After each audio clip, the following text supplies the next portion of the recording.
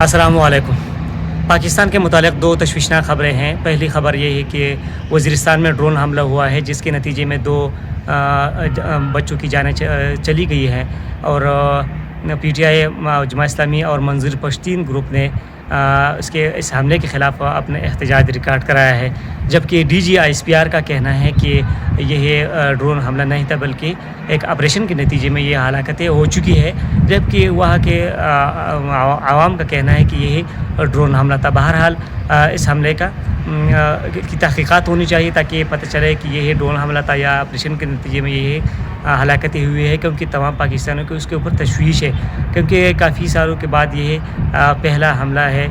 جو کہ رپورٹڈلی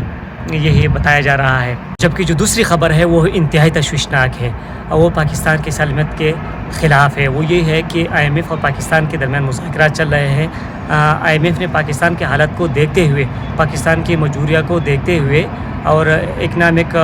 کرائسس کو دیکھتے ہوئے، پولیٹیکل انسٹیبلٹی کو دیکھتے ہوئے آئی ایم ایف نے مطالبہ کیا پاکستان سے کہ پاکستان کی جو لانگ رینج میزائل ہے، جو دور تک مار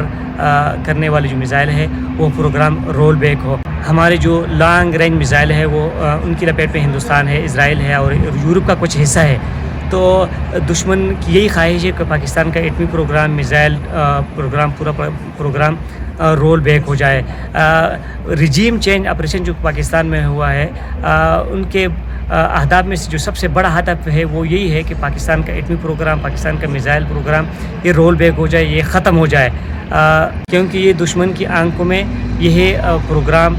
کٹک رہا ہے۔ آئی ایم ایف کا اور باقی دشمن ممالک کا ڈیمانڈ کس قدر شدید ہے، اس کا اندازہ آپ اس بات سے لگا سکتے ہیں کہ پہلی دفعہ اس سرکار نے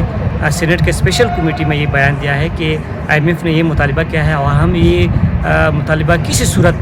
قبول نہیں کریں گے، پاکستان کے ایٹمی اثاثوں کے اوپر کمپرومائز کسی صورت نہیں کریں گے۔ تو اس لیے یہ پاکستان کے لیے اور ہم سب کے لیے یہ لمحہ فکریہ ہے، اور یہ انتہائی تشویشناک خبر ہے، اور تمام پاکستانیوں میں تشویش کی لہر دوڑ گئی ہے، اور ہمارے جو کرتا درتا ہیں، ہمارے جو مقتدر لوگ ہیں اور پاکستان کے جو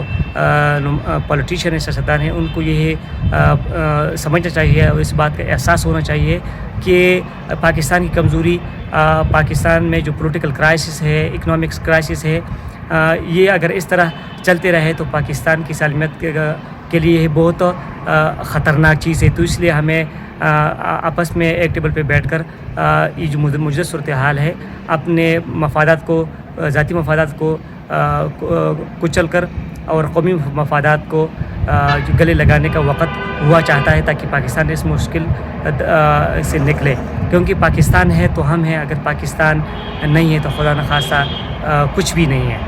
آج کے لیے اتنا ہی، ترجدون کو اجازت دیجیے۔ اللہ حافظ۔